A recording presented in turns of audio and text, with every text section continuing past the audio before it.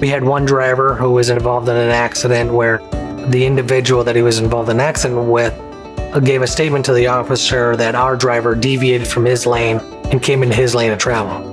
Well, when we provided the video to the officer on site, it flipped the story right around.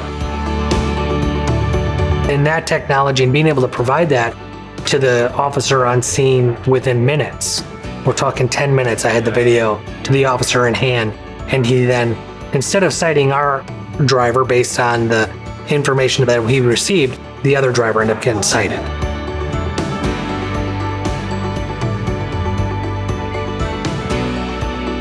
If a driver's constantly following too close, and then you couple that with hard braking that can be sensed from the ECM of the truck, and you sense that with yaw, and you sense that with pedal position, acceleration, deceleration. So can I take all this data and try to figure out an algorithm that I could grade a driver by and get instant data to him or her and find out what makes them a quality driver? Yeah, that's what we want to do.